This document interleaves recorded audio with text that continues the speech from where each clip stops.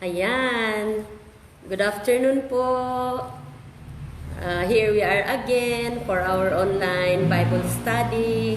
Kumusta po kayong lahat? Yan po. To God be the glory. To God be the glory. We are here again for our online Bible study number 5 na tayo ngayon. Yan. Purihin ang Panginoon po.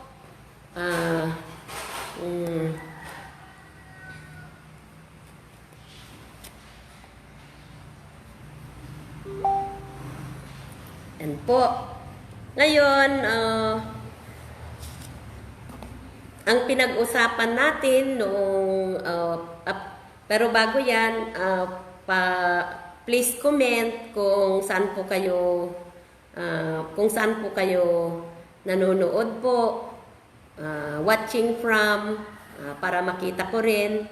Tapos yung mga likes nyo, yan, titingnan ko rin yung mga likes nyo para ma-acknowledge ko rin kayo. Ayan, si Ma'am Marilyn Lerida Sirono is watching from Hawaii. Oh, yan. Medyo makikita ko na kasi medyo malapit na. Meron din akong monitor dito pero hindi yata nag-a-appear. Pastor Loina, hindi nag-a-appear dito sa monitor. Okay. So, ayan po. Good morning yata ngayon dyan sa Hawaii. Ma'am Marilyn, ate. Yan. Tapos, ano yung susunod? Ay, good morning. From Andorra. Ayan. From Andorra po. Oh. So, siguro, tuwang-tuwa naman ako dahil halos iba-ibang sulok ng mundo, nakikita ko yung mga po na may mga kapatiran tayo sa Hong Kong, sa Malaysia, sa Dubai, sa Canada, sa Spain, at iba-iba pa pong mga lugar. So, I praise God po na sa pamamagitan ng Bible study natin, marami po ang nakakapag-aral sa salita ng Diyos. Ito po ay willingness lang naman natin na paggamit po sa Panginoon upang sa ganoon yung mga wala pong tsansang mag-aral ng Biblia at wala po silang oras na natutukan po ang mga ito ay at least makatulong po tayo dahil ito po ang mission natin sa Panginoon po. Yan. So, ayan. At saka isa pa po, at least ito ay kahit gumagawa kayo, pwede nyo na lang pakinggan o ilagay nyo na lang sa tapat nyo yung cellphone nyo, pwede nakakapag-Bible study na kayo, di po ba? Okay, so, dyan si Pastor Loina Bringas, si Irene Pamangkin, Irene Puli Parto from Saudi Arabia. Oo, sa Saudi rin yung iba. O yan, from Saudi Arabia. Pastor Ninoy Aquino is watching. Sister Resty Banyaga Tapaya is watching. Yan po. Okay, yun ang mga first watchers natin. Pero tuwang-tuwa po ako dahil next time po i-acknowledge ko po lahat yung mga nagla-like, lalo na po yung mga nagsishare. Yan. Kasi po kapag sinare nyo po, malaki po ang kabahagi na po kayo sa evangelization of the whole world. Ayan, si Bats Corazon Vision is watching. Yan po. Tuwang-tuwa naman ako na marami pong nakiparticipate dito kasi po very elementary, yung kahit elementary pupil, maunawaan po niya kasi Filipino po yung gamit natin o kaya Tagalog para naman po maunawaan ng lahat. Yan. Pero yung mga ibang, lalo na po yung mga foreigners na ano kaya po, dinadagdagan lang, binabasa na lang natin sa English para sa ganoon ay meron din sila pong makas up. Kasi marami pong nanonood din sa US, sa California. Yan po. So, ito po ay napakalaking responsibilidad, pero napaka-enjoy po. Exciting po talaga. Yan. Nandyan na naman si Gilbert Piedad Llanesa. Yan po. Si Pinsan. Okay, kumusta kayo? Kumusta kayo? Nasa Abra ka ba o sa Mindanao o sa abroad? Cousin Gilbert. Yan po. So, tuwang-tuwa ako. Tulad kanina nung online service, naku, may mga dating district supervisor po na nanood. Yan. So, dito rin sa Bible study na nakikita ko po yung mga nagla-like po, yung mga marami pong professionals, maraming teachers ang nanonood po. So, yun ay ibibigay natin na kapurihan sa ating Panginoong Diyos na at least po sa pagkakataong ganito ay mapag-aralan po natin ang mga salita ng Diyos. Yan po. Nakakatuwa, di po ba na lalo na po noong last Bible study natin, meron po tayong sinagot. At sinagot na mga katanungan mula sa kapatid na Iglesia ni Cristo po. Pero sa bagay, patapos na yung question niya yun. Ano na lang. Meron na lang akong idadagdag po. Yan. Dadagdagan na lang natin. Para naman makaproceed tayo sa next topics natin. Yan.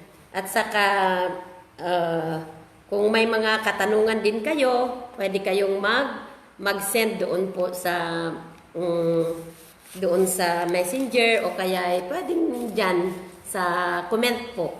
So, please comment if you are watching. Comment po dyan kung saan kayo nagwa-watch o kaya ay pa-amen naman or kahit anong pwede nyong i-comment po. Kinagagalak po natin. Okay? So, iulitin ko pong congratulations pala kay Ma'am Morlita Solima Pastor ng Salapasap Elementary School dahil siya po ang nakasagot doon sa challenge ko na longest verse in the Bible. Yan po. Tapos, yung isa naman kung saan matatagpuan yung the longest word in the Bible, which is Maher Shalal Hasbas. Ang nakakuha naman po ay si Sister Resty Banyaga. Yan po. At saka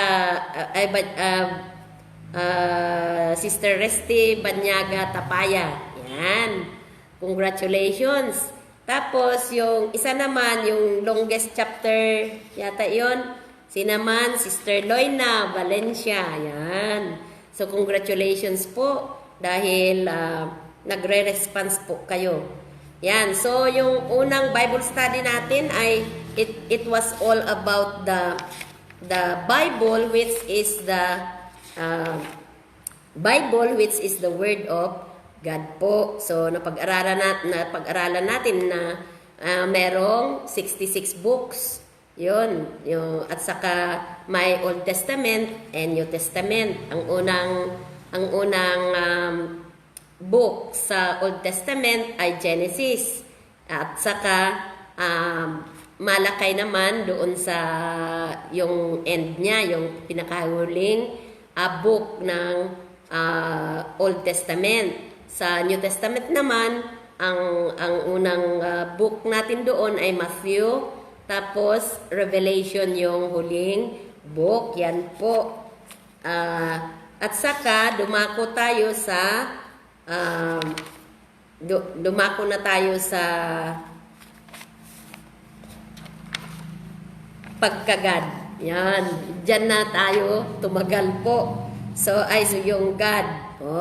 At saka na ano na natin, yung natalakay na natin yung Trinity, yung pero dahil po sa katanungan na maraming ano, diyan po tayo tumagal. Ngayon po, yung idadagdag natin doon sa question po ni kapatid na Bernard. Kung nakikinig ka ngayon, Brother Bernard, kasi akala mo siguro blinak kita. Kaya nag-send ka uli ng friend request. Oh. Pero siyempre, gusto ko rin marinig mo itong mga isasagot ko. Kaya ko inaccept 'yun para hindi mo sabing nagtatanim po ako ng galit or whatsoever. Pero para mapakinggan mo itong mga idadagdag natin doon sa mga katanungan mo po, kapatid. Ayan. So, yung sinasabi natin na body of Christ, yan po. Unahin na lang natin yan. Yung sinabi mo po na tungkol sa Church of Christ na si Kristo ang ulo, okay. Okay yun, walang problema.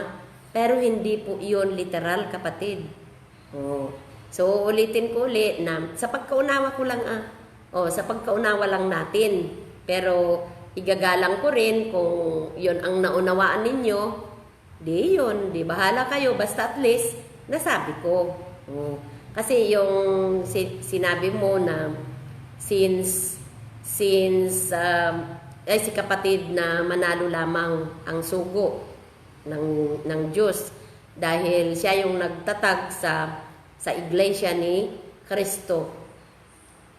So yung sinabi ko naman po sa iyo, at saka mga kapatid, nakakapulot naman po kayo habang sinasagot ko po, di ba? So, yung sagot ko sa iyo noon, na sinabi ko na hindi po literal, na lahat po, yung Greek word po na ecclesia, ay the called out ones yun po. Lahat na mananampalataya ay tinatawag po na iglesia ni Kristo o kaya body of Christ. Kasi po, kung sinabi mong si kapatid na Felix Manalo lang, na itatag ang naumpisahang binuo yung sa inyo, yung organization ninyo na Iglesia ni Cristo po noong 1914. Yan. Yung bago niyan, papaano yung bago yung 1914? Yan po.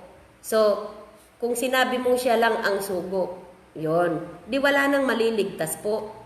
Since 1914 pababa, wala nang maliligtas. 1914 hanggang mamatay si Ka Felix Manalo, di wala na rin maliligtas kung siya lang yung sugo na sinabi mo po. Yan, may mga nagwa-watch na sa Mindanao. Ano yun? Magandang hapon. Magandang hapon sa inyong tanan. Maayong hapon sa inyong tanan din sa Mindanao. Hi, Sister Lisa, ate ko, si Bayaw, Pastor Eli. Kumusta po kayong lahat dyan, yung mga pamangkin ko? Yan. So, magandang pagkakataon sana noon kung natuloy tayo doon sa Jensan, sa mansion ni Senator Manny Pacquiao. Pero po, dahil doon na tayo sa bahay ni Pangulong Duterte, priority na natin yon. Next time, yan. Mga kapatiran sa Mindanao, next time, bibisitahin ko rin yung mga kapatiran natin na mga Manubo tribe. Yan po, mga kapatid. Kahit, kasi po, walang kinikilingan ng Panginoon. Alam nyo, mas lalo pa siyang nahahabag doon sa mga tribo po. Doon ako na-touch ng gusto po na yung mga tribo na Manubo tribe po. Sila yung kinoconsider ng Philippine history yata na the poorest among the poor Filipinos. At alam nyo po, naluha po talaga ako doon na isang beses, isang araw daw lang silang kumakain. Tapos po, kung may maibibigay na sardinas na sa kanila, tuwang-tuwa na sila, lumulukso na sila sa tuwa dahil yun na ang pinakamasarap na ulam nila, yung sardinas. Imagine po, magkakape lang sila ng umaga, saka lang sila kakain ng tanghalian, wala na naman ng hapunan. Ganun po pero ang Diyos po ay kumikilos sa kanilang salvation. Yan po. So kapag po meron tayong puso sa mga kaluluwang bago man lang nila isauli yung kanilang buhay, yung mga kaluluwang iyon, sana napakinggan pa nila ang salita ng Diyos para maliligtas ang kanilang mga kaluluwa po. Yan. So, time will come. I will come again there in Mindanao by God's grace po. Yan. Andyan na naman from Hong Kong. Nandyan si Cousin Remelin Bartolome. So, yan. So, yung sinabi natin po na kung siya lang yung sugo, yun, yung sinabi ko po. Nung namatay na siya, kapatid na Bernard, hindi na rin siya pwedeng palitan ng mga, sino ba yung mga pumalit sa kanya, di ba marami? Ay si Ka Eranyo, si Ka Edward, yun po. So, pasensya na lang po. Siguro sa mga, siguro hindi ganito ang explanation ng mga iba pong kasapi ng Iglesia ni Cristo. Yan. Pero po, nataon na si kapatid na Bernard ang nagsabi nito. Siguro hindi yung pagkasabi niya. Baka, ewan ko kung ganun talaga ba ang sasabihin niya or nakulangan niya. Kasi, kung halimbawang si Ka Felix lang ang sinugo ng Diyos tulad ng sinabi mo sa chat mo sa akin po. Yan. Hindi na pwedeng pinalitan ni Ka Edward. At ni Ka Eranyo. Yan po. Ang naligtas na lang since 1914 na pag-umpisa ng Iglesia ni Cristo hanggang sa namatay si Ka Felix. Wala nang magpapatuloy kasi sabi mo sa akin doon, maupo muna ako yung sinabi mo, mag-aral muna ako sa inyo dahil si Ka Felix Manalo lang ang sinugo. Yan. Sa huling, sa malayong silangan, yun po. So ngayon, yung sinabi mo rin na very literal na kung hindi kami aanib sa Iglesia ni Cristo, yun, hindi na kami maliligtas, di ba? Sabi ko, marami na akong bersikulo na binasa. Hindi ko nabasahin lahat kasi pare-parehas lang naman ang sinasabi nun na huwag tayong maghusga po.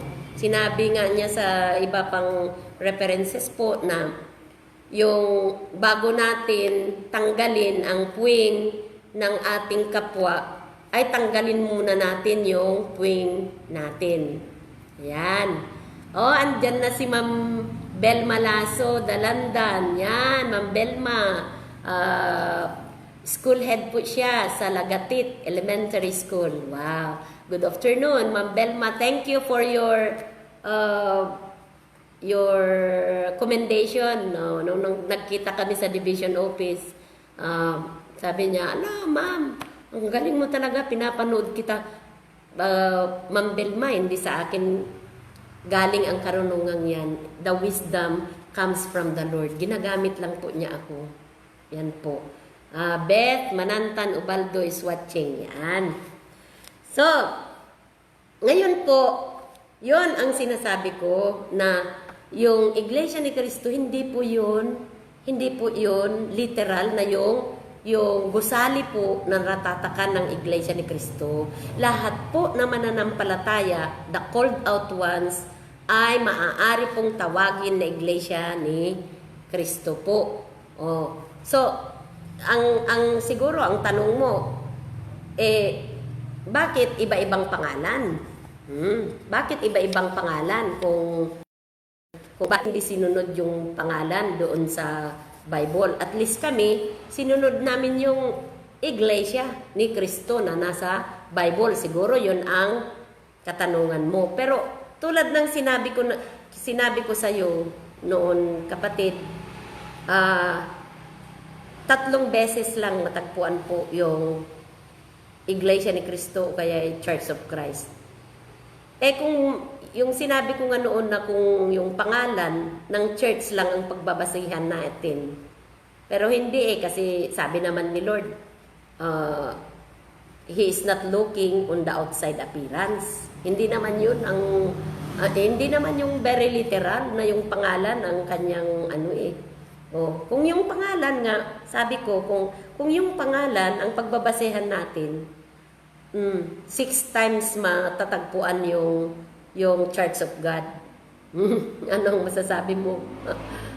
Inadapt lang ito pero hindi namin sinasabi na kami ang totoo. Dahil haharap pa rin tayo lahat sa panghuhukom ni Jesus Christ po. During the white throne judgment, during the judgment day, lahat tayo doon uupo sa kanyang harapan. At we will lahat tayo accountable kung ano yung mga ginawa natin doon malalantad po. Kaya walang dapat maghusgahan because we are all body of Christ. Ayan po. So, ngayon, yung Church of God sa Acts 20:28, sabi dito, pay careful attention to yourselves and to all the flock. Tinawag na yung flock, ang ibig sabihin ng flock ay yung mga kaluluwa na yung mga tao na nanampalataya. Yun. In which the Holy Spirit has made you overseers. So yung mga tinawag na titingin sa mga flock na yun o kaya mga kapatiran sa loob ng iglesia. Sabi dito, to care for the church of God, which He obtained with His own blood. Yan. So, Church of God. Ang ginamit dyan. So, hindi ko na ibabasa lahat, pero kung gusto mo i-send ko sa messenger mo kasi medyo matagalan na naman tayo dyan. Hindi natin ma-catch up yung iba. Sige, magbabasa pa ako ng isa. 1 Corinthians 15:9. For I am the least of the apostles, unworthy to be called an apostle, sabi ni Paul na sumulat sa Corinthians, because I persecuted the church of God. Yan. Kasi nung una makasalanan itong si Paul, siya yung mga sa mga Kristiyano noong araw. Pinapahirapan niya yung mga uma-attend, yung uma-attend doon sa Church of God. Pero nung siya ay binago na ni Lord, yan, siya na yung nagiging isa sa mga apostol. Kaya sabi niya dito, isa siya sa list, sa pinaka-list, pero siya ang isa sa greatest apostles. Kumbaga kung titingnan natin yung kanyang mga experiences po. Pero ang ginamit dito, Church of God. So anong masasabi mo, kapatid? Nadoble yung 6 times itong Church of God. Yung Church of Christ tatlong beses. Saan yun? Itong Church of Christ. Sabi dito. Yan. Romans 16:16. Hindi ko na rin ibabasa lahat yung tatlo kasi masyado na tayong matagalan dyan. Yun din lang naman ang patutunguhan yan. Sa Romans 16:16, sa inyo naman ito. Greet one another with a holy kiss. All the churches of Christ greet you. Yan po. Yan yung isang reference ninyo. Pero yung Church of God, marami. 6 po. So, kung yun ang pagbabasehan natin, di panalo na kami. Kasi yung sa inyo, kung very literal ang pagkaunawa natin dyan, yung Christ, tao lang si Christ.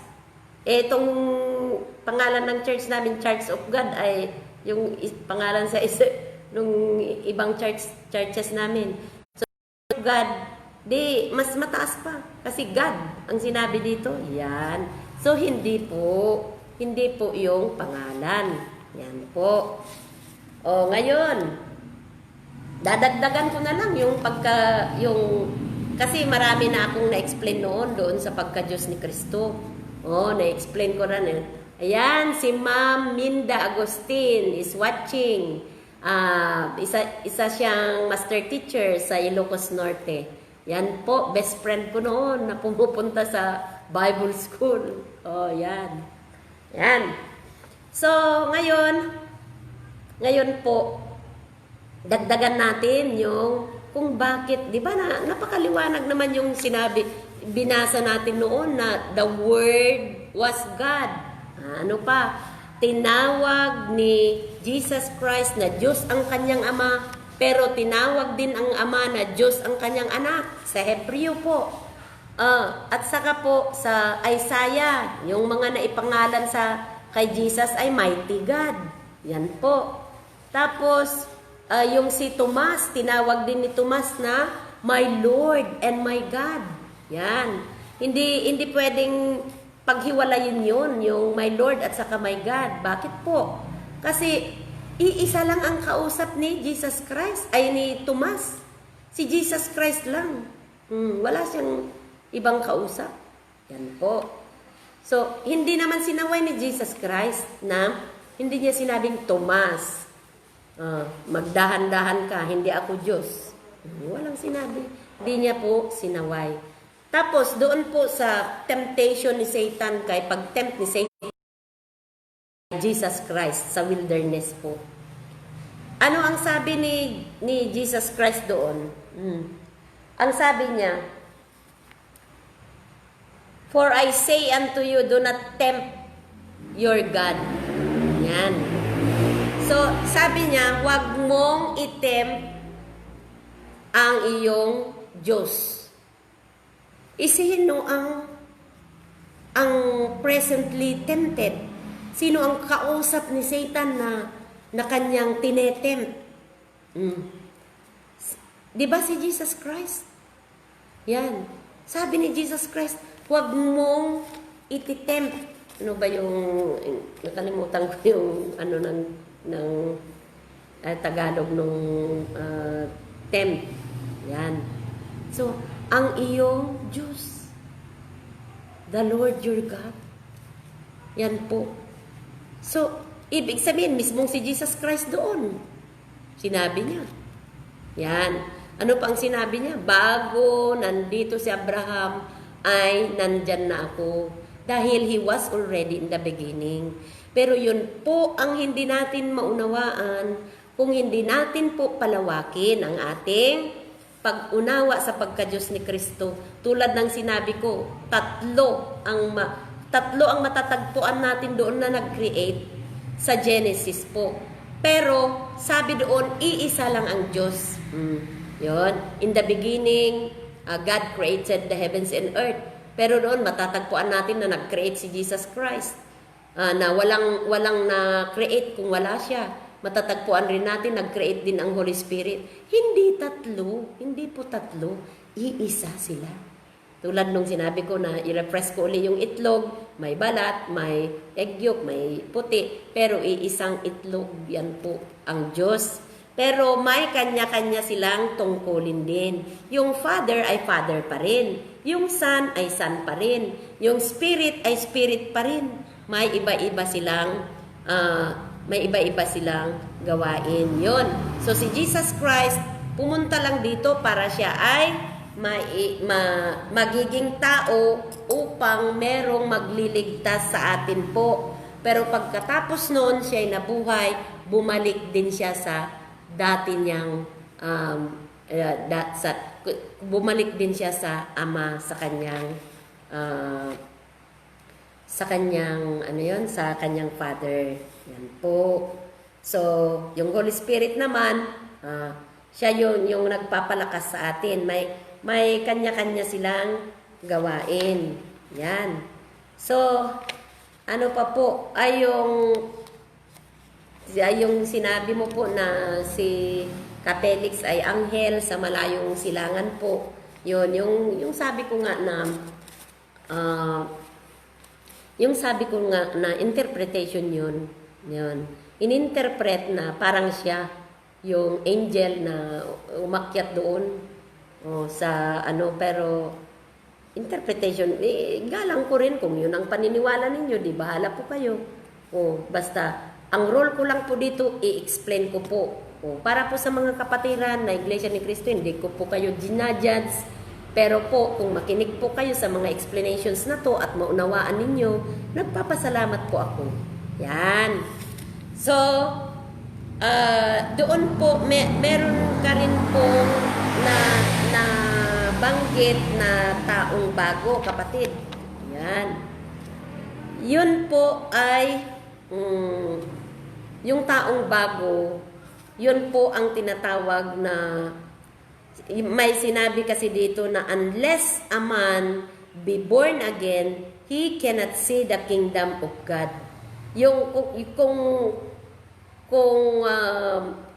kung sino man na hindi siya maipanganak muli, hindi niya makikita yung kaharian ng Diyos po. Yun, doon nahango yung born again. Pero sasabihin, hindi yung pagka-born again, hindi yung religion na born again ang binabanggit natin doon. Pwede rin po kayong matawag na born again kung kayo po ay talagang binago ni Kristo. Yan. Tulad ko rin po, pwede rin po kaming tawaging Iglesia ni Kristo dahil kami po ay kasapi ng body of Christ.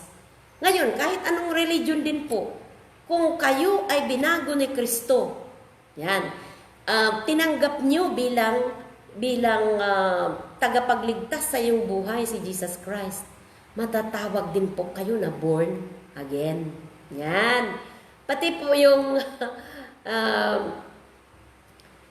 alam nyo ba yung tinatawag na Church of God, Household of God. Yan, mga ganyan. Kasi iisa na tayo sa pamilya ng Diyos po. We are the family of God. We are brothers and sisters. Hindi po yung mga pangalan na yan. Wala po sa mga pangalan na yan. Oo nga, may sinabi doon na walang ibang pangalan sa ibabaw ng lupa kundi si Jesus Christ. Yes nga, yung pangalan niya, pero hindi niya sinabing ito ang ipangalan niyo sa mga simbahan po. Kasi yun nga po yung sinabi ko, kung yung pangalan ng pagbabasehan po, di nanalo na kami. Church of God. Yan. Anong masasabi mo dyan? 6 na beses, Church of God. Ano ang kung yun ang pinagbabasehan, yung pangalan na yan. Pangalan ng church. The Church of God, dinanalo na kami. Pero wala po tayong, hindi po ganyan. Pwede rin po kayong matawag na Church of God din. Kung ginagawa natin, kung tinanggap natin si Jesus Christ na tagapagligtas sa ating buhay po. Yan. Yung Iglesia ni Cristo na yan, siya ang ulo. Tayo ang kanyang katawan o body. Yan. So, ngayon, medyo maraming yung mga sinasabi lang natin. Kung pag-aralan lang natin ng may mga katanungan kasi na sabi dito kung si Jesus ay Diyos. Ulitin ko ang Espiritu ay Diyos. Ang Ama ay Diyos. 3 na ang Diyos. Ulitin ko uli para sa mga hindi nakinig noon. Hindi, kung meron man tayong 1 plus 1 plus 1 ay 3, uulitin ko rin na sasabihin na 1 times 1 times 1 equals 1. Ganyan po. Oh. So, yung si Jesus pa rin ay anak. Si Diyos Ama pa rin ay Ama. Ang Espiritu pa rin ay Espiritu, pero iisa silang Diyos po. Oh, sila po ay nagkakaisa. Naging laman lang si Jesus Christ. Yan, naging laman. Oh. So, sa lumang tipan, basahin natin sa lumang tipan kung sa Isaiah 44:6. Yan. Tingnan nga natin yung Alpha and Omega para madagdagan natin yung ano. So, meron din akong nabasa kanina rito na sabi ni mismo ni Apostol Pablo, Diyos din si Kristo. Yan. Ang puntos ko lang po dito, ang puntos lang natin, dahil wala tayong mababasa na hindi Diyos si Kristo, at ang salita ng Diyos naman ay hindi pwedeng magkukontradik ito. Ito ay umaayon sa, papunta rin sa, i-resolve din niya yung kanyang lahat na binabanggit po dito. Yan. Hindi po nagkukontradik ang salita ng Diyos po. Kaya nagre-reconcile lahat. Yan. So, ang ibig ko pong sabihin, yung may nag-a-appeal tatlo. For there are three that bear records in heaven, the Father, the Son, and the Holy Spirit, and these three are one. Ngayon po,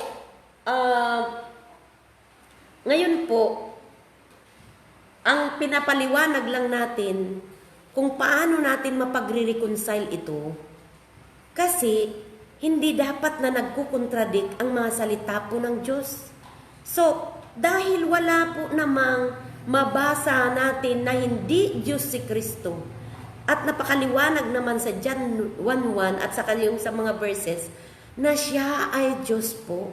So yun, inire-reconcile natin, hinahanap natin na yun, meron pala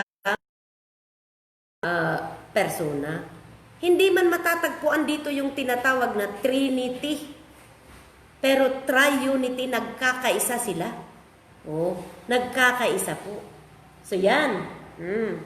Tingnan natin. So paano natin to pinapaliwanag? Dahil sabi ko nga, may malaking misteryo dito. Kaya yun, ang ating nire-reconcile para magkakaanuhan. Yan. Ama pa rin si Father God. Anak rin si Jesus Christ. Ang Espiritu Santo, Espiritu rin. Pero may mga pagkakataon dito na sinabi nga na ako at ang aking Ama ay iisa. Kung nakita nyo ako, nakita nyo rin ang aking Ama. At saka po, siya ang Alpha and Omega. Sige, magbasa lang tayo ng ilang ano lang, hindi na tayo masyadong tatagal dito kasi maliwanag na po. Ayan. Marami, nadagdagan na naman yung mga nandyan. Hello, shout out Ma'am Marie Lagasca, Rebollido, Tesalo, Chanel, Balasan, yan. Okay, ay meron pa yata yung nauna. Sino yung hindi ko nabanggit? Ayan, tama po. Okay, so, dagdagan natin ng ibabasa natin doon sa Isaiah 44 verse 6. Ano po ang sabi doon sa Isaiah 44 verse 6? Yan. Dito sa Isaiah 44 verse 6, ganito ang sinabi. This is what the Lord says, Israel's King and Redeemer, the Lord Almighty. I am the first and I am the last. Apart from me, there is no God. Yan. So, paano natin yan i-reconcile? Kung ito ay si Jesus Christ, kung sa lumang tipan, ang Alpha and Omega dito ay si Jesus, si Father God. Ano rin ang tingnan natin doon sa Hebreo 13:8. Siya at ang Ama ay iisa. Yan. Kaya sa Hebreo 13:8, sa John 10:30, yan. Sa John 10:30 siya at ang Ama ay iisa. So, dito po, yan, makikita natin, may mga verses din na nagsasabi na si Jesus Christ din ay Alpha and Omega. Tingnan natin sa John 8:40. Sa John 8:40. Ano po ang sinabi dito? So, sabi po dito sa John 8 verse 40. As it is, you are determined to kill me, a man who has told you the truth that I heard from God. Abraham did not do such things. You are doing the things your own father does. We are not illegitimate children. Ano yung sinabi dito? If you were Abraham's children, said Jesus. Si Jesus ang nagsasabi dito, then you would do the things Abraham did. As it is, you are determined to kill me, a man who has told you the truth. Yan. That I heard from God. Oh, yan. So, sabi niya dito, I am the life and I am the truth and the life. No one comes to the Father but by me. Yan. Walang makakapunta sa Ama kung hindi sa pamamagitan sa Kanya. At siya rin ang tinatawag na larawan ng Diyos. Ibig sabihin, hindi man natin nakita ang Ama, kung nakita natin si Jesus Christ, siya at ang Kanyang Ama ay iisa, nakita na rin natin ang Ama, parang ganoon po. So, ganoon po natin, pinagre-reconcile po. Hindi po yung para sa akin po, nakakatakot yung sinabi mo na hindi Diyos. Tapos, Diyos naman pala. Dahil doon may matatagpo ang iisa. Iisa ang Diyos, nagkakaisa sila. May tatlong bumubuo po. Yan. Ibabasa ko rin yung sinabi ni Paul na siya po ay Diyos din. Yan. Tingnan po natin dito sa merong sinabi si Paul dito sa Romans 9. Sa Romans 9, 1 to 33. Tingnan po natin. Romans 9, 1 to 33. Babasahin na lang natin yung ibang hindi na natin basahin lahat. Pero sa 9, 1 to 33 po. Yan. I speak the truth in Christ. I am not lying. Sabi ni Apostle Paul, I am not lying. My conscience confirms it in the Holy Spirit. Na-confirm pa, kinonfirm pa ng Holy Spirit na hindi siya sisinungaling. I have great sorrow and unceasing anguish in my heart. For I could wish that I myself were cursed and cut off from Christ for the sake of my brothers, those of my own race, the people of Israel. Bakit daw po?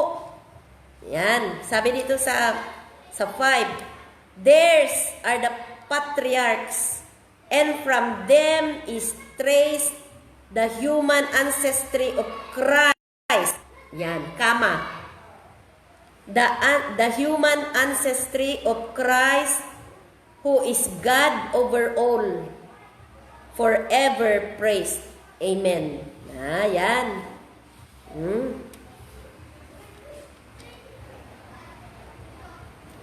Yung ano na lang, yung tulad natin yung sinabi ni Tomas na lang, my Lord and my God, tinawag ni Tomas na Lord and God. Tinawag din ni, ay sinabi rin mismo ni Jesus Christ na huwag mong itempt ang iyong Lord and your God. Yan. So, yun. Mismo si Jesus Christ, sinabi,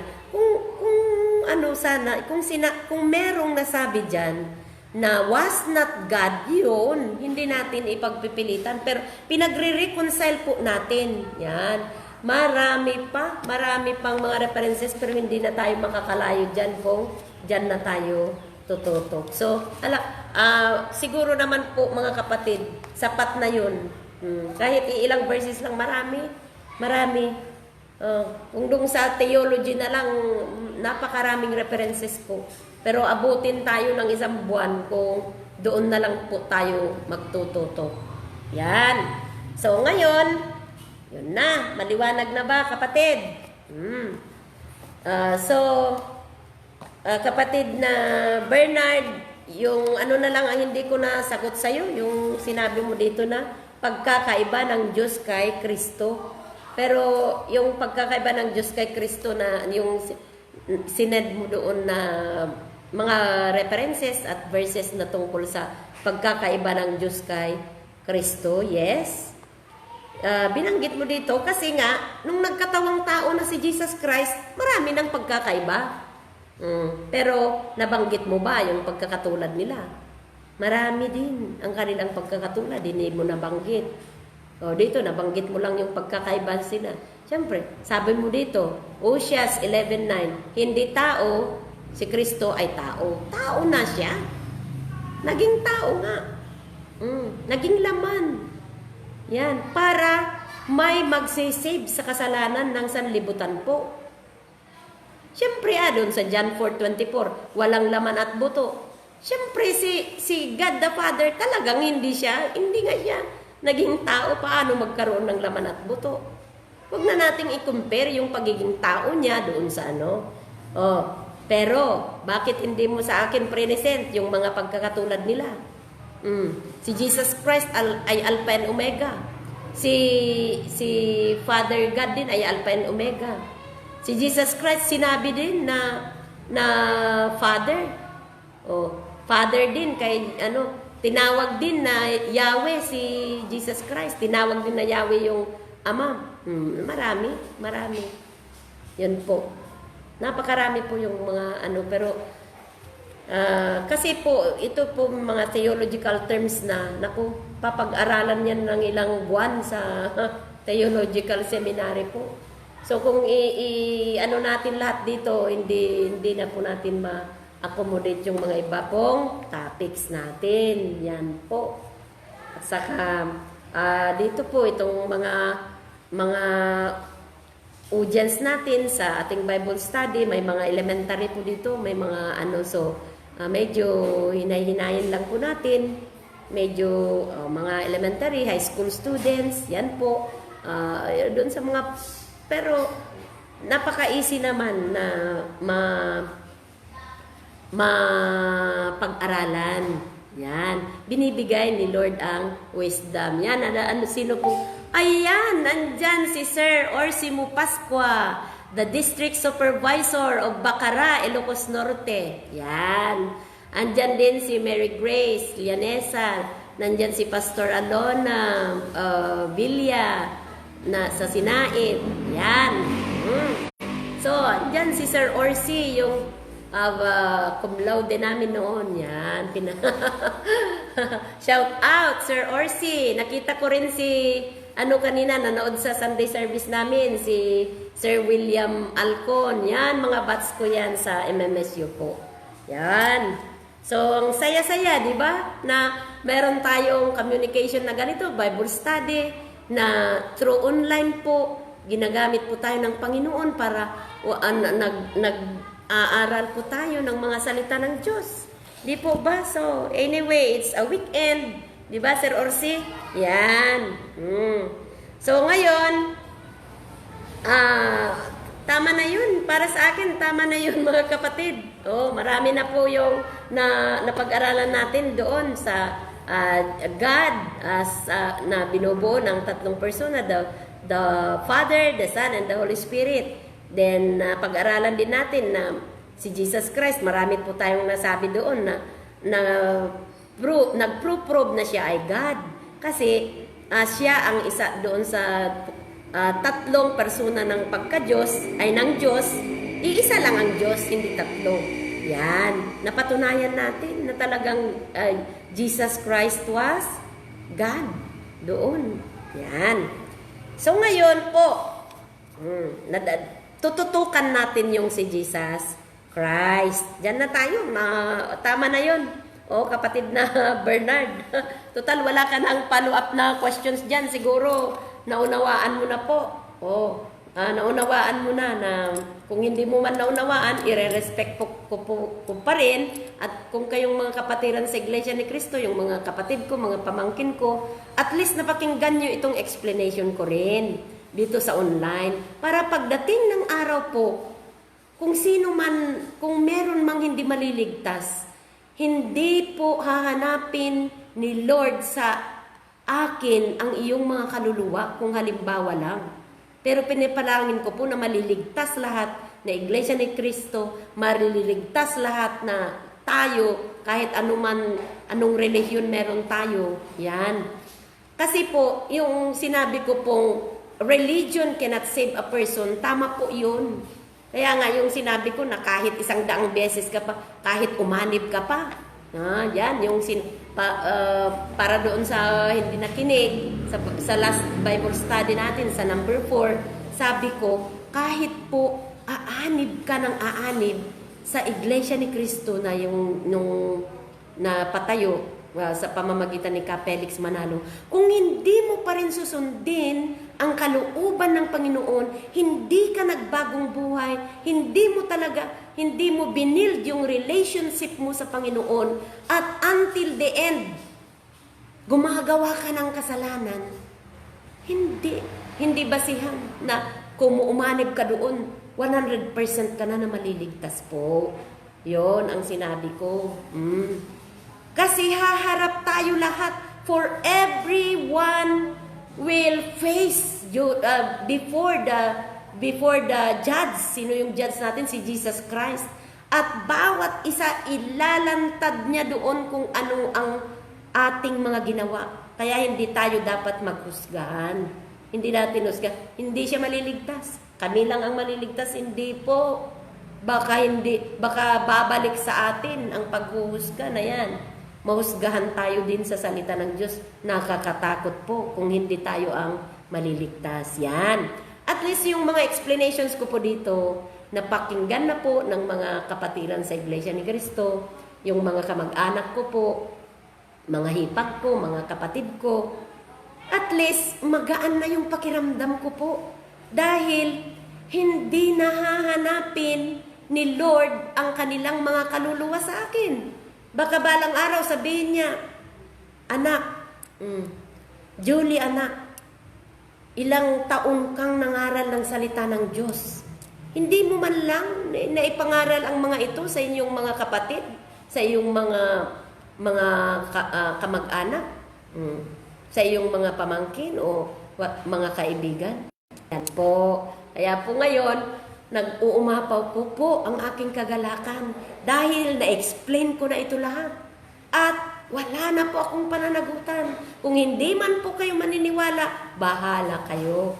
Ang sa akin lang po, ipinahayag ko kung ano ang naaayon. Sabi ko nga open ang Bible po. Wala po tayong itatago dito. Wala pong katuruan dahil magre-reconcile po lahat yan.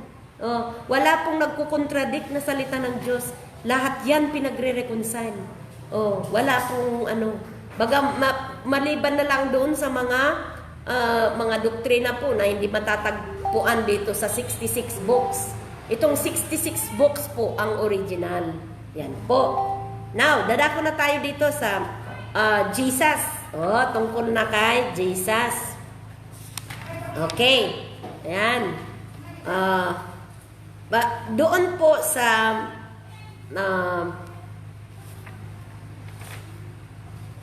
Jesus is the Son of God. Yan po. So, 2,000 years ago, a man appeared on the scene of history. He was born into the world and grew up into manhood. Pero bago tayo dadako dito, para maintindihan natin, meron palang series dito na dapat muna natin itong malaman. Sa chapter na may series pala, dapat unahin muna natin ito bago tayo doon. So, pag-aralan muna natin itong man and Satan. Yan. Para maunawaan nating mabuti. So, yung man, yan. Ang man ay made in the image of God to have dominion. So, yung sinabi ko noon na sinabi na, let us make man in our own image, sabi ni God. So, di ba yun ang explanation ko sa Trinity din, na yung triunity, na 1 times 1 times 1 equals 1. Kasi, let us make man in our own image. Iisa lang God ang nag-create. God created the heavens and earth. Pero may Holy Spirit, meron din si Jesus Christ. Yon. Ngayon, ang na-create na yon ay si Adam. Di ba alam natin na si Adan or Adam. Yan. So, gusto niya, he desired to have beings of like mind and like heart with whom he could share his life. So, ayun. Then God said, let us make man in our image, in our likeness. Gusto niyang merong katulad ang Diyos. Yan. Pero in His image, na nagawa po tayo sa kanyang image, in our likeness. And let them rule over the fish. Yan. So tayo po yung magro-rule sa mga isda po. And the birds of the air. Over the livestock. So yung lahat ng mga nandito po na create ni Lord, tayo ang mag-rule sa kanila. Yan. All over the earth and all over the creatures. Yan. That move along the ground. So God created man in His own image. So tayo po ay kamukha ng Diyos. So hindi po natin sasabihin tayo ay pangit o kasi kamukha po tayo ng Diyos eh. Yan po. Wala pong magsasabing pangit siya. Yan. Kasi kamukha po tayo ng Diyos. Yan. In the image of God, He created him, male and female. Yan po. Yung nag-counsel po ako sa Bumbu Radio nung nakaraang linggo.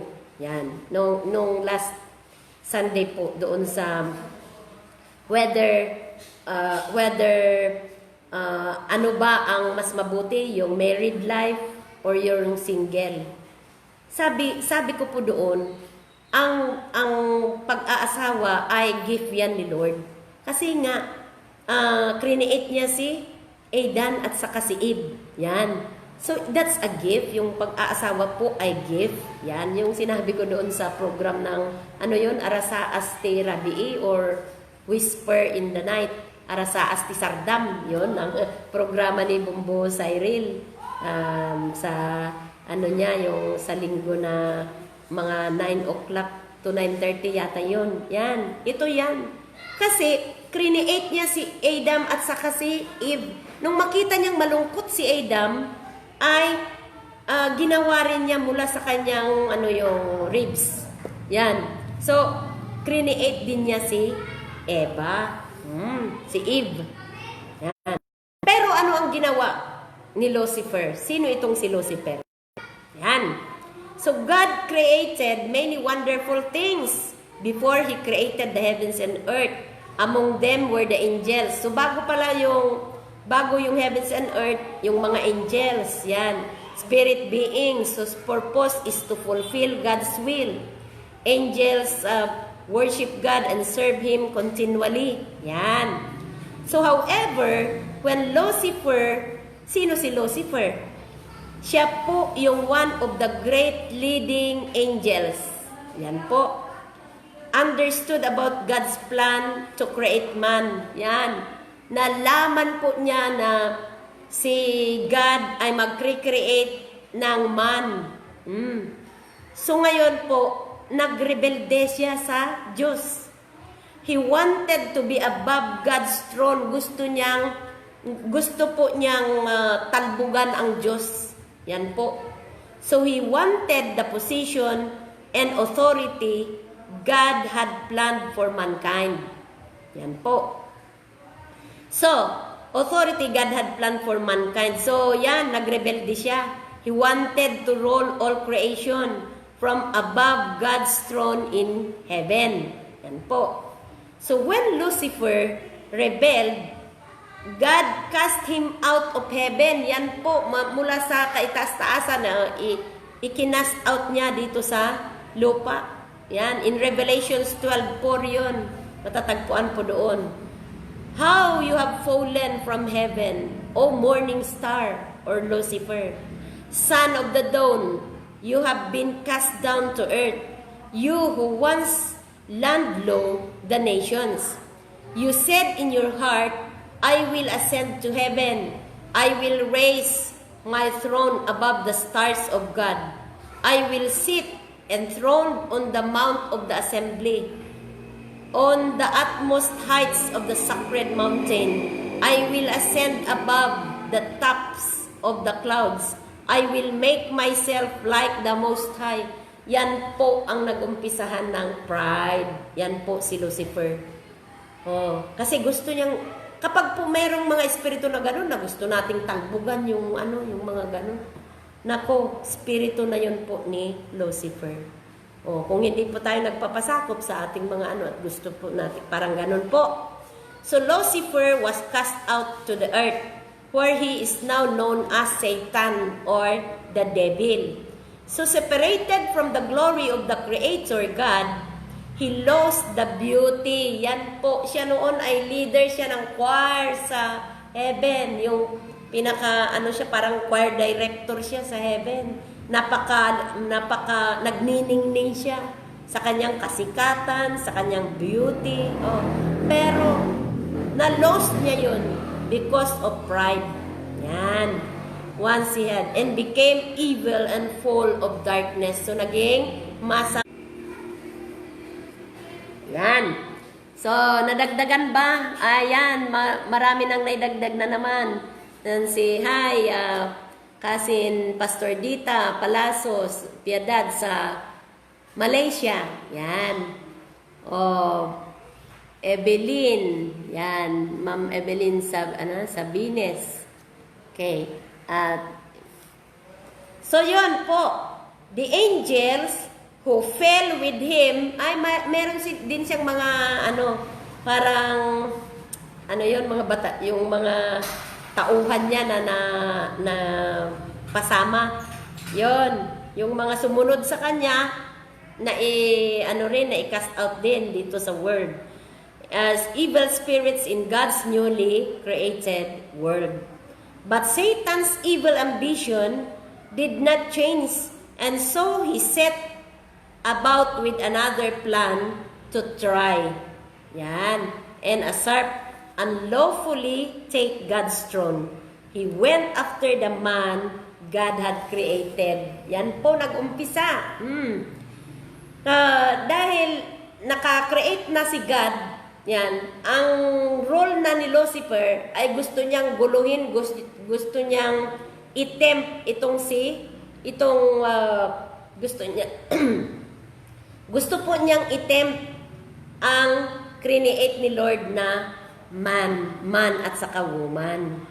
So, God gave him first man and woman, Adam and Eve, authority over the earth.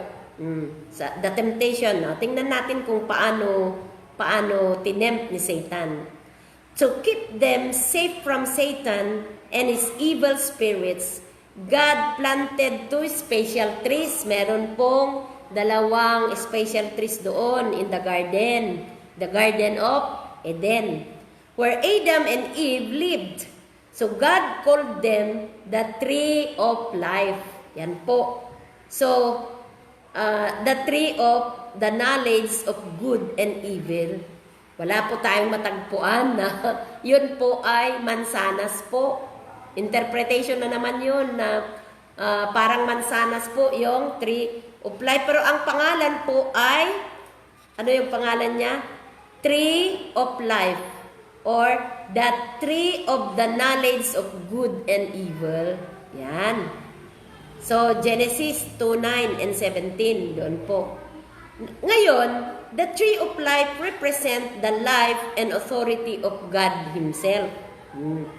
So, in eating its fruit, Adam and Eve would be filled more and more with God's strength and love and glory. Yan.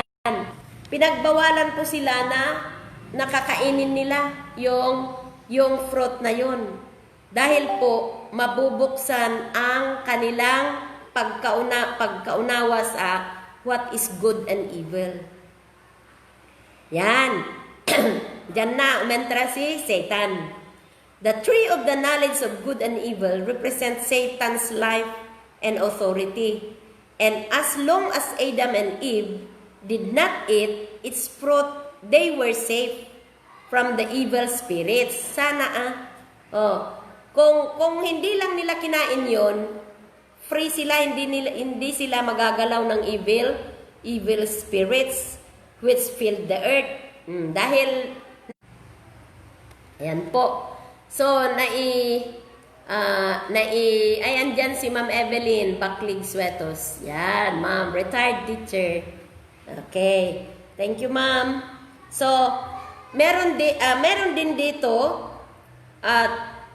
sinabi dito na Adam, the dominion of the whole creation would always be theirs if they obeyed their loving Creator God sa Hebrews 2:8.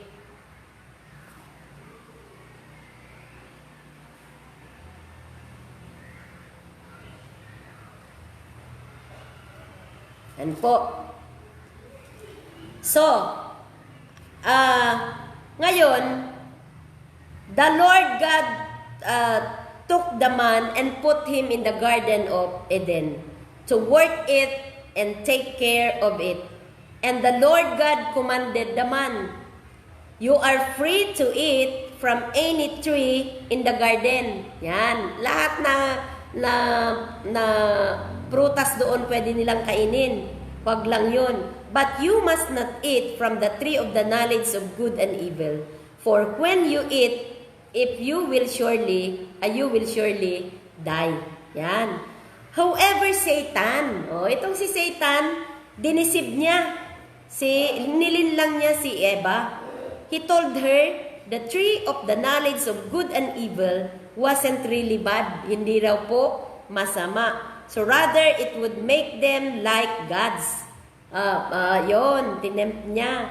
She believed the lie and ate the fruit of the tree. Adam, yan.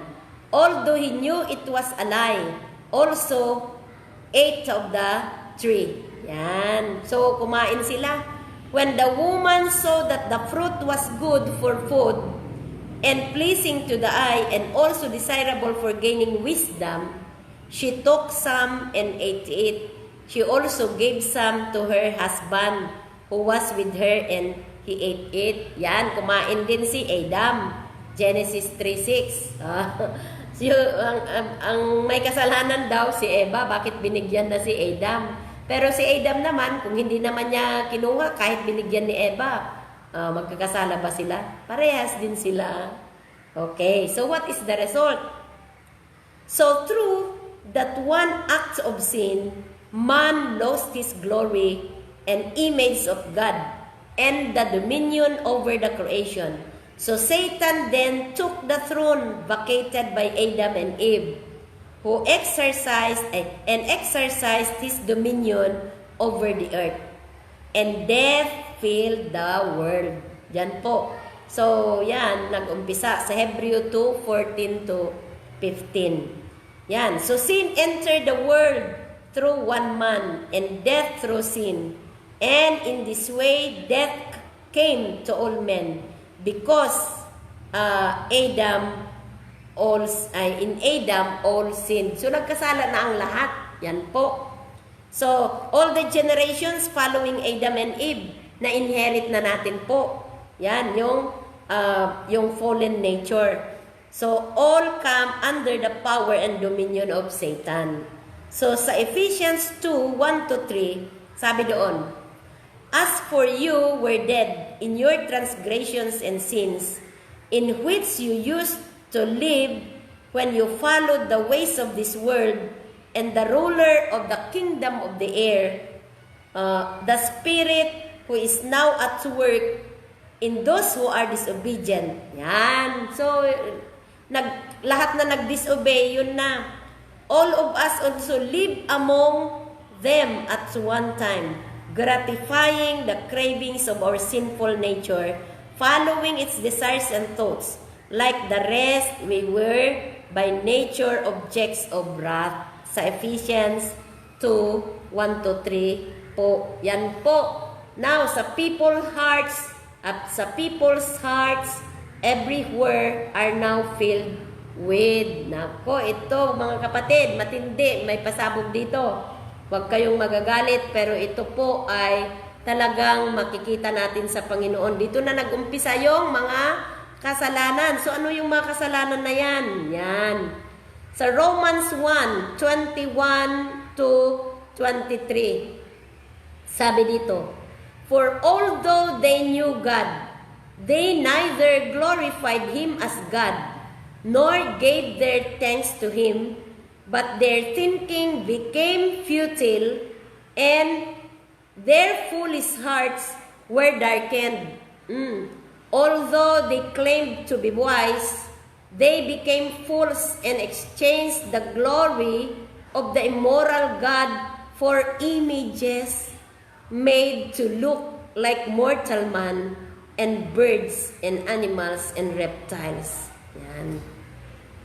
Ala po, pasensya na po sa mga pasensya na rin sa mga yung mga nagwo-worship po ng idols. Pero ito po ay Bible study po lamang. At hindi rin po natin ito dapat na ipagwalang bahala. This is idolatry po. Immoral God for images made. Yung mga images po. Ano po ba ang katuruan ng Bible dito? Sa Exodus po. Yan. So, ito uunahin, ito po, huwag po kayong magagalit, kayo pong mga ewan ko, pero yung sa mga kapatiran po na gumagamit po nito, ang sabi naman nila, yan, ang sabi naman nila, hindi raw, kahit daw nandun yung mga images na yon, hindi raw naman nila kinukonsider na yun ang God. Yung iba yung iba. Kasi alam naman nila na walang mata yun. May mata pero hindi nakakakita. Idol nga. Yan. Yung dito, yung sinasabi na idolatry. Dadako rin tayo dyan. May explanation. Yan. Kaya, hindi rin natin pwedeng husgahan kung yun ang explanation nila. Na hindi raw naman parang lang daw. Para lang, lagi daw nilang makikita ang Diyos. Kaya lang meron yung mga Diyos-Diyosan doon. Yan, may kanya-kanyang explanation din. Pero dadako rin tayo dyan po. Yan. So idolatry idolatry muna yun. So yung idolatry, meron ding marami ring katuruan dito sa Bible na sinabi, pati yung gumagawa ng graven images ay magkakasala po. Pero dito po sa Exodus 26 po, 26 ba yung yan. Yung sa 20 yung 10 commandments. Tingnan muna natin kasi na-touch kasi dito yung idols po, yung idolatry. Pasensya na po. Pero yun nga yung sinabi ko na wala tayong dapat itatago dito sa Bible. Kung mababasa, di ipangaral. Yan po. Sabi po dito, 20. Moses said to the people,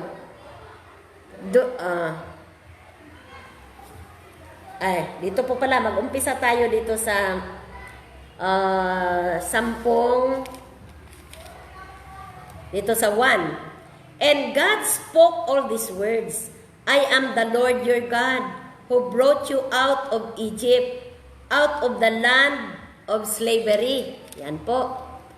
You shall have no other gods before me. Yan.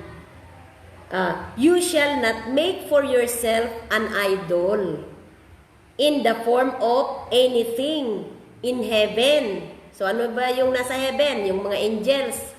Pag gumagawa daw po tayo ng idols na made yung nasa langit, above or on the earth, beneath or in the waters below.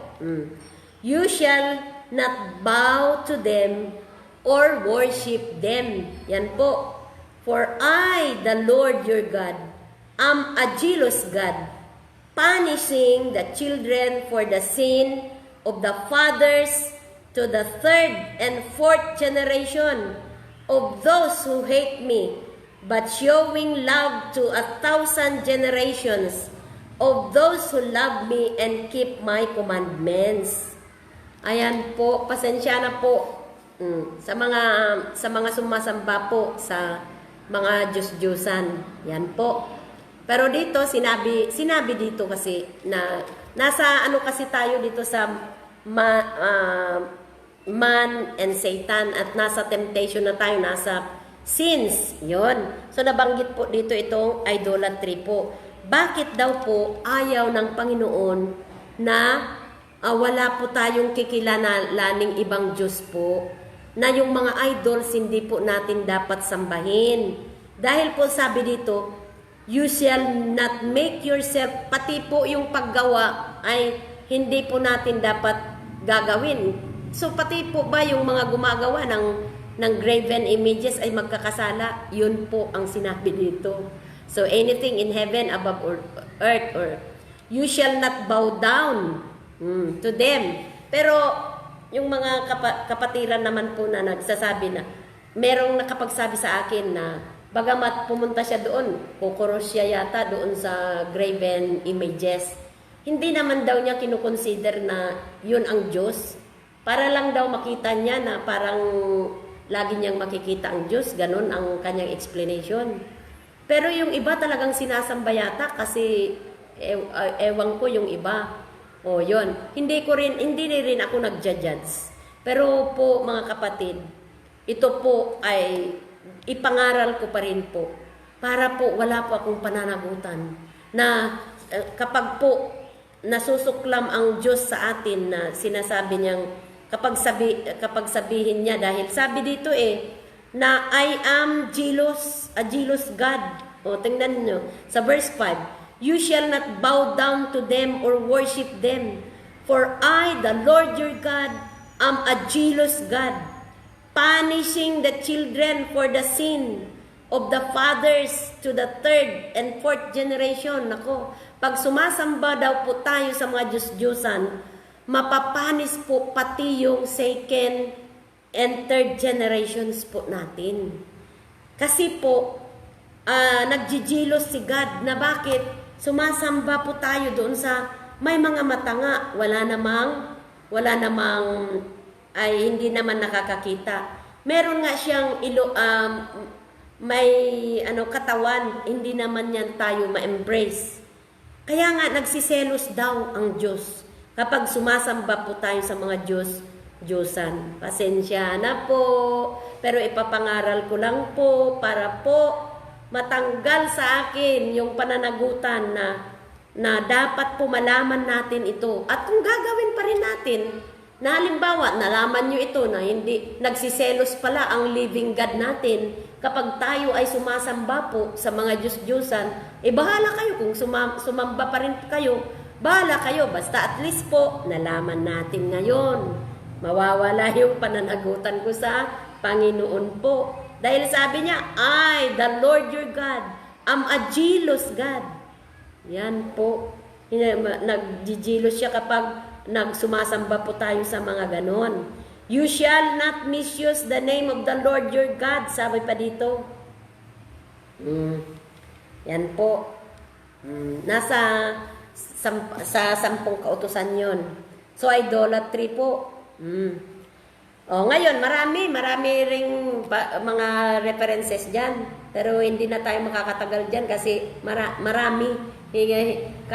Kahit maubos ang oras natin, napakarami yung tungkol sa pagsasamba, paggawa ng mga graven images, nandyan po. Yan. Pero kung ang sasabihin ninyo, hindi ko naman siya sinasamba. Nandun, yan lang, naka-display. Pero pag halimbawa, hinalikan mo, hindi mo ba yung sinamba? Bahala po kayo. Yan po. Okay, so, immorality, ano naman ang sinabi dito sa immorality? Therefore, God gave them over in the sinful desires of their hearts to sexual impurity for the degrading of their bodies with one another. They exchanged the truth of God for a lie. Yan. And worship and serve created things. Yun sinasabi ko nga yung mga na-create na things na wino-worship natin. Kasi nung unang araw din, ang wino-worship nila din ay parang baka, ganun, yung mga hayop, yun, kung ano-ano yung mga sinasamba nila, doon doon talaga naghalit ang Diyos. Yan. Kaya nga po, yung si Elijah, yung mga prophets ni Baal, yun, nagkahamunan sila doon sa mga graven images, yung mga sa Diyos-Diyosan na sinasamba ng mga nila propeta Baal po. Yan, ay yung si propeta Baal ang kanilang sinasamba. Pero yung mga sumasamba kay Baal at pareha silang humingi na sana yung kanilang nilagay doon sa altar ay masusunog. Wala pong nahintay yung mga sumasamba kay propeta Baal po. Pero si Elijah na nag-iisa, yun po, nagkaroon sila ng challenge. Sabi niya, sige, mauna na kayo. Ngayon, dahil hindi nasunog yung ginawa nilang altar, yung mga sumamba sa Diyos-Diyosan na si propeta Baal po, si Elijah ang sumunod. Ano ang sabi niya? Sige, lagyan nyo lahat yung water dyan sa paligid. Yan. Yung mga pinatong-patong nila na kahoy na kung saan ilalagay yung i-offer na doon. Doon po, nilagyan nila binuhusan nila ng gusto, ng tubig. Pero po, nung humingi si Elijah sa buhay na Diyos, doon po siya nanalangin, bumaba po ang apoy at doon nilamon yung nasa altar ni Elijah. Yan po. So, yun. Because of this, God gave them over to shameful lusts. Even their women exchanged natural relations for unnatural ones. Malapit na po. In the same way, the men also abandoned natural relations with women and were inflamed with lust for one another.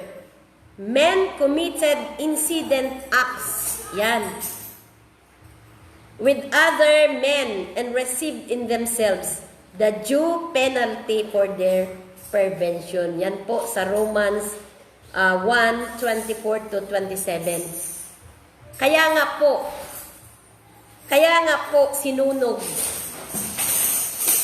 Dahan-dahan naman dyan. Nagla-live po tayo. Kakahiya. Wag namang maingay po. Okay. So, sa Romans 1:24-27. Ano yun? Yun. Men committed indecent acts with other men.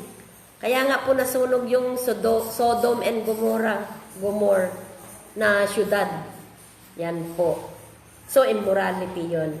Then, number 3, all kinds of wickedness. Yan, dahil kay Satan. Kasi nandyan na nga si Lucifer. So, all kinds of wickedness. Furthermore, since they did not think it worthwhile to retain the knowledge of God, He gave them over to a depraved mind to do what ought not to be done. They have become filled with every kind of wickedness, evil, greed, and depravity. God-haters, yan. Insolent, arrogant, boastful. They invent ways of doing evil. They disobey their parents. They are senseless, faithless, heartless, ruthless. Although they know God's righteous decree that those who do such things deserve death, they not only continue to do these very things, but also approve of those who practice them. Yan. So, medyo last na po. Medyo last na. God's, yan. Dahil lumitaw na yung iba-ibang kasalanan dahil kay Lucifer na nahulog, inihulog ng Panginoon dito sa mundo, siya na yung naging Satan, yan, at marami na yung mga alipuris niya na evil spirits, diyan na nag-umpisa kung bakit nagkasala ang tao. At dito na rin po papasok ang God's great plan to restore. Kaya nga po, yan. So, God did not give up man because of his sin. So instead, he put into action another great plan. So the plan to save mankind from Satan's power and to restore him to his original plan of being his sons and sharing his throne. Yan. So he began to prepare the world for the coming of the Savior, Jesus. So for as Adam all die, so in Christ all will be made alive. 1 Corinthians 15, 220. Yan po, ay 20. The New Testament records of the story of Christ, the one who would come to save us from our sins. Hayan po, natapos natin yung isang topic. So, yan. So, sa susunod po, pag-aralan natin yung Jesus. So, sino na talaga si Jesus? So, madadagdagan din yung ano. So, siguro, ang question nyo po, so ano ngayon ang tunay na religion? Yan.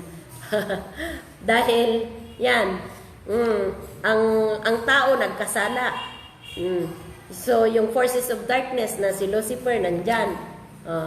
Pero ngayon, siguro, tatanungin nyo, yan, nga yung mga idols, hindi natin dapat sambahin. Nandyan sa Bible yan.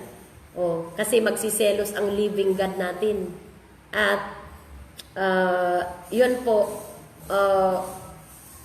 hindi naman, sabi dito, pati yung second at third generation natin ay paparusahan ng Panginoon. Yan po. So, para sa akin po, ang religion, hindi nakakapag-save sa tao. Pero po, titingnan din natin kung saan tayo nakianib na relihiyon, kung tama ba ang turo nila sa relihiyon na yan. Yan. So, bagamat ang religion cannot save a person because ang mahalaga po ay i-build natin ang ating relasyon sa Panginoon. Yan. Hindi rin po mainam na kung saan po tayo nakianib, na kung saan doon tayo lalago spiritually. Tingnan din natin kung tama yung mga turo din. Kung labag sa Bible, bahala rin kayong mamili. We have the freedom to choose. Kung halimbawang gumagawa sila ng labag sa Bible, basta po itong 66 na books in the Bible, ito lang po ang talagang originally written po.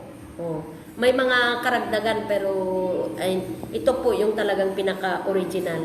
Ano yung pong sinabi natin na tatlong pagkasulat ng Bible po na original? Hebrew, Aramaic, at saka Greek po. Yun. So, sa next time po, pag-aralan natin tungkol kay Jesus. Yan. Pero, bago natin po sasarhan, ay meron lang po tayong lilinawin na katanungan po. Ano po yung katanungan na lilinawin natin sa mga nakaraan nating lessons. Yan. So, tama na yung kung sino man yung tungkol sa pagka-Diyos. Yan. Meron ding lilinawin natin. Yan. So ano ngayon? Kung ano ang paniniwalaan natin doon sa doktrina. Yan. So, yung sa doktrina po, may kanya-kanyang doktrina sa bawat kinaaaniban natin. Pero ang masasabi ko lang po, mas maganda kung tayo mismo ang magsiyasat po sa salita ng Diyos, na hindi po tayo lang yung nakikinig po. Hindi lang sana po tayo tagapakinig. Dapat buklatin natin ang ating Bibles para po makita natin talaga kung saan tayo aanib kung naaayon ba sa kalooban ng Panginoon. Yan. Pero po ang mahalaga ay yung salvation to mankind. Babasahin ko pa rin sa inyo bago ko ito sasarhan sa Acts 16:31 or sa John 3:16 muna. Sa John 3:16 sasarhan ko na po para sa next na lesson na uli. Yan. So sa John 3:16, ano po ang sinabi dito? For God so loved the world that He gave His one and only Son. Yan, yung susunod na pag-aralan natin, si Jesus. One and His only Son, that whoever believes in Him shall not perish but have eternal life. Yan po. Ganyan po tayo kamahal ng Panginoon. Kaya nga niya, binigay si Jesus Christ upang tagapagligtas ng ating buhay. Para po kung sino man ang manampalataya. So if we believe Him, we will be having an eternal life. Wag muna nating isipin yung religion. Yan po ang uunahin natin. Yon pong pagkaligtas ng ating kaluluwa. Kasi sabihin ko sa iyo mga kapatid, kahit makuha natin lahat na kayamanan sa mundo, wala tayong mapapala kung mawawala naman ang ating kaluluwa. Kung ang kaluluwa naman natin ay mapupunta sa infierno o kaya sa lake of fire, wala tayong mapapala. Hindi po natin madadala ang ating mga kayamanan po. So, sa Acts 16:31, ano naman ang sabi doon? They replied, "Believe in the Lord Jesus, and you will be saved, you and your household." Yan po. Yan, kaya yung paniniwala. Yan. Hindi yung relihiyon po. Yung paniniwala mo, yung pananampalataya mo sa Panginoong Diyos. Yan po ang gusto ni Lord.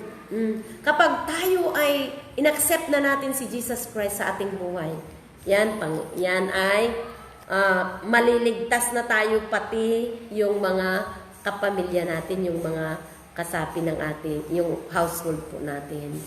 Yan po mga kapatid. So tama muna yan sa mga oras na ito at dadako po tayo sa susunod po natin na topic na Jesus. Open pa rin po ang mga katanungan at may mga katanungan pa rin dyan na sasagutin din po natin. So, ngayon, bago ko po sasarhan ay nais ko lamang po kayong i-lead ng salvation prayer po. Kung gusto nyo pong maligtas, na ang iaalok ko po ngayon ay hindi yung religion po, pero si Jesus Christ po na papasukin po natin sa ating puso. Kung gusto nyo pong tanggapin si Jesus Christ as your Savior and Lord, i-follow po ninyo ang dasal na ito po. Ililid ko po kayo ng prayer of salvation. Para sa ganun po ay magawa ko po yung mission ko na inilid ko po kayo at bahala ng Panginoon sa inyong buhay po. So, will you please follow this prayer po, prayer for acceptance for our Lord Jesus Christ. Ama namin na nasa kalangitan, pinupuri ka namin, Panginoon. Salamat at napakinggan namin na kailangan naming tanggapin si Jesus Christ, na kailangan naming manampalataya sa Kanya upang magiging tagapagligtas ng aming buhay. Ngayon, Panginoon,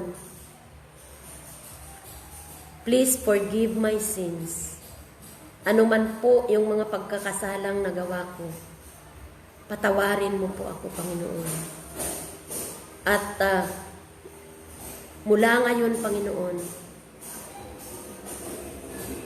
tatanggapin ko na po si Jesus Christ bilang tagapagligtas sa akin. Tatanggapin ko na, papasukin ko na sa aking puso bilang tagapagligtas ng aking buhay, ngayon at magpakailan pa man. Siya na ang gagabay sa akin at pagsisilbihan ko na siya. Salamat, Panginoon, sa aking kaligtasan. Sa pangalan ni Jesus, ito ang aking dalangin. Amen. Ako na lang, mga kapatid. Lord, alam mo po kung sino po yung mga sumunod. Kung sino po yung mga nag-accept kay Jesus Christ as their personal Savior and Lord. Hindi ko po sila nakikita, Panginoon. Pero sino man po sa lahat po na nakakarinig at umaksep kay Jesus Christ as their personal Savior and Lord, alam ko, Panginoon, na ngayon nagsiselebrate ang mga angels sa kaitaas-taasan dahil sa isang makasalanang nagrepent po. At salamat na pinatawad mo kami sa aming mga kasalanan. So, ipapagpatuloy mo po, Panginoon, na i-bless ang mga nakikinig po, nanonood po sa Bible study na to, yung mga nakikiparticipate po, saan mang dako sila naroroon ngayon. Panginoon, i-bless mo sila, pati ang kanilang mga family, para pagdating po ng araw, pagdating po na kami ay haharap sa hukom na si Jesus Christ, ay maliligtas po kaming lahat. So right now, Father God, thank you for your words. Thank you for this Bible study. Pagpalain mo po ang lahat na nag-watch po at magwa-watch pa. In Jesus' name we pray. Amen.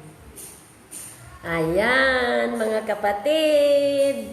Ayan, salamat uli. At yan ang ating Bible study number 5 po. O, pag mai-upload uli yan po sa YouTube at makita nyo po, mag-subscribe po kayo para po ma-notify kayo sa lahat na copies po o sa lahat na series from Bible study number 1, number 2, number 3, number 4, 5, and so on po. Ayan. Thank you very much. God bless you po. Bye-bye.